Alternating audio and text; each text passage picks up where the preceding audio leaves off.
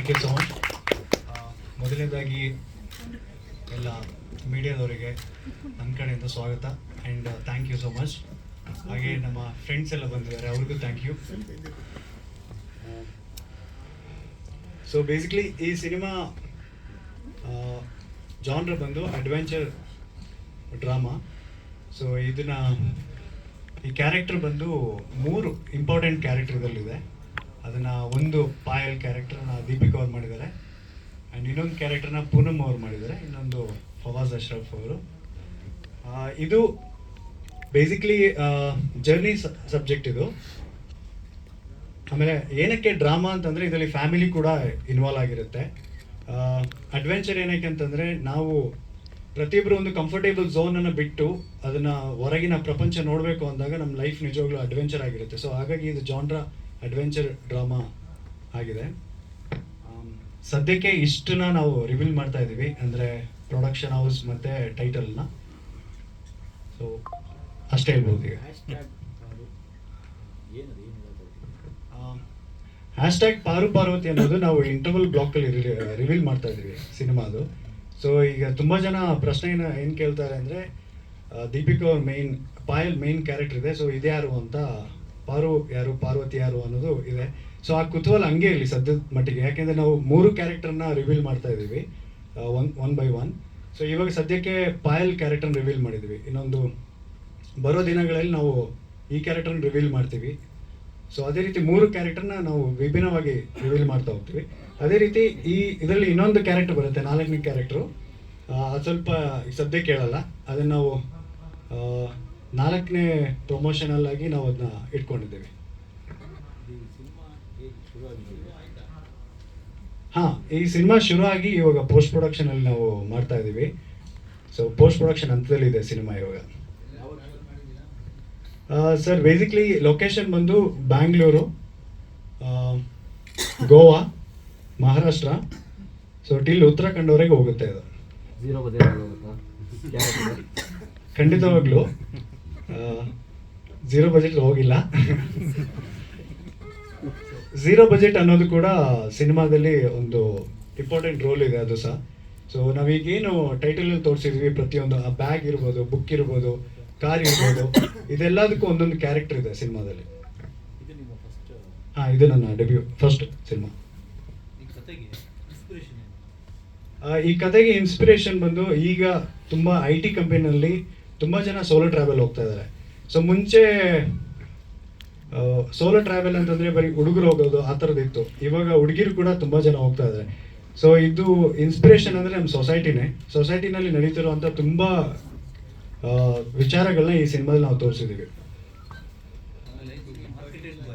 ಸಾರಿ,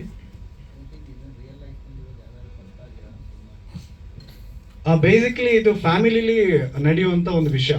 ಅಂದರೆ ಪ್ರತಿಯೊಬ್ಬ ಜನರಿಗೂ ಪ್ರೆಸೆಂಟ್ ಲೈಫು ಮತ್ತು ಪಾಸ್ಟ್ ಲೈಫ್ ಎರಡೂ ಇದರಲ್ಲಿ ನಾವು ತೋರಿಸ್ತಿದ್ದೀವಿ. ಎಲ್ಲ ಕ್ಯಾರೆಕ್ಟರ್ಗೂ ಇರುತ್ತೆ, ಸ್ಪೆಷಲಿ ಪಾಯಲ್ ಕ್ಯಾರೆಕ್ಟರ್ಗೂ ಕೂಡ ಅವ್ರದ್ದು ಫ್ಲ್ಯಾಶ್ ಬ್ಯಾಕು ಕೂಡ ಇದೆ ಇದರಲ್ಲಿ.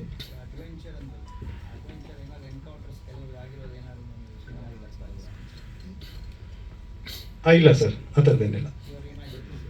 S imagination.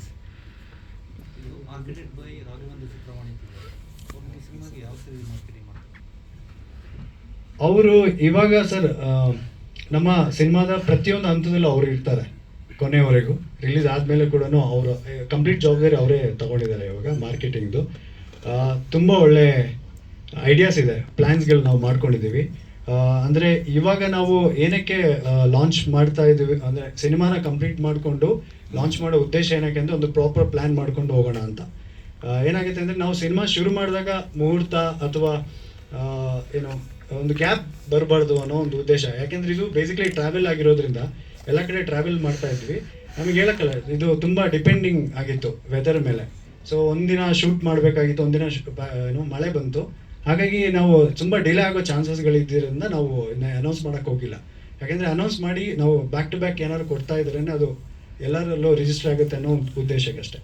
ಸೊ ಇವಾಗ ಇವ್ರ ಜೊತೆ ಮಾರ್ಕೆಟಿಂಗ್ ಟೀಮ್ ಜೊತೆ ಸೇರ್ಕೊಂಡು ನಾವು ಪ್ರಾಪರ್ ಪ್ಲ್ಯಾನ್ ಮಾಡಿದ್ದೀವಿ. ಸೊ ಕಂಟಿನ್ಯೂಸ್ ಆಗಿ ಇವತ್ತಿಂದ ನಾವು ಮಾರ್ಕೆಟಿಂಗಲ್ಲಿ ಇನ್ವಾಲ್ವ್ ಆಗಿದ್ದೀವಿ. ಸರ್ ಸಿನಿಮಾದಲ್ಲಿ ಒಟ್ಟು ಮೇಜರಾಗಿ 5 ಸಾಂಗ್ ಇದೆ. ಎಲ್ಲನೂ ಟ್ರಾವೆಲ್ ಓರಿಯೆಂಟೆಡ್. ಅದ್ರ ಜೊತೆಗೆ 4 ಬಿಗ್ ಸಾಂಗ್ ಕೂಡ ಬರ್ತಾ ಇದೆ ಅದರಲ್ಲಿ.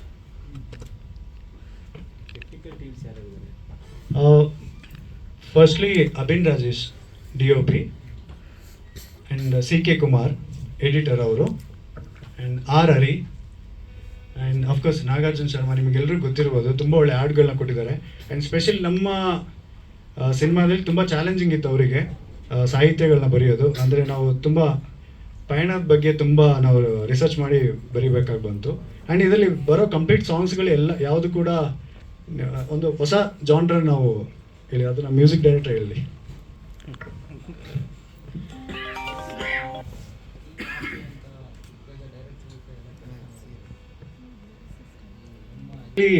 ಅವರೇ ತುಂಬ ಇನ್ಸ್ಪಿರೇಷನು. ನಾನು ನಿಜವಾಗ್ಲೂ ಅದೃಷ್ಟವಂತ. ಅಂದರೆ ಯಾಕೆ ಲಕ್ಕಿ ಅಂತಂದರೆ ಅವ್ರದ್ದು ಪ್ಲ್ಯಾನ್ಸ್ ಏನಿದೆಯೋ ಫಸ್ಟ್ ಶಿವಲಿಂಗ ವರ್ಕ್ ಮಾಡಿದ್ದು, ಅದಕ್ಕೆ ನಾನು ಅಸಿಸ್ಟೆಂಟಾಗಿ ವರ್ಕ್ ಮಾಡಿದ್ದೆ ಫಸ್ಟಿಗೆ. ಅದಾದಮೇಲೆ ಮಿಸ್ಟರ್ ಜಾನಿ ಅಂತ ರಾಘವೇಂದ್ರ ರಾಜ್ಕುಮಾರ್ ಸರ್ ಅವ್ರೊತ್ತಿಗೆ ವರ್ಕ್ ಮಾಡಿದ್ದೆ. PKH ದಾಸ್ ಅವರು ಫಸ್ಟ್ ಡೈರೆಕ್ಷನ್ನು. ಅದಾದಮೇಲೆ ಅಳಿದುಳಿದವರಿಂದ ಅಸೋಸಿಯೇಟಾಗಿ ವರ್ಕ್ ಮಾಡಿದೆ. ಕೋಟಿಗೊಬ್ಬ 3ಗೆ ಒಂದು ಶೆಡ್ಯೂಲ್ ವರ್ಕ್ ಮಾಡಿದ್ವಿ, ಫಾರಿನ್ ಶೆಡ್ಯೂಲಲ್ಲಿ. ಅದಾದಮೇಲೆ ಫುಲ್ ಇದು ಸಖತ್ ಸುನಿ ಸರ್ ಅವ್ರ ಜೊತೆಗೆ ವರ್ಕ್ ಮಾಡಿದ್ದೆ ನಾನು. ಸೊ ಟೋಟಲ್ ಆಗಿ ಕರಿಯರ್ಲಿ ಒಂದು 10 ಸಿನಿಮಾಗೆ ಅಸಿಸ್ಟೆಂಟ್ ಆಗಿ ಅಸೋಸಿಯೇಟ್ ಆಗಿ ವರ್ಕ್ ಮಾಡಿದ್ದೆ. Thank you sir.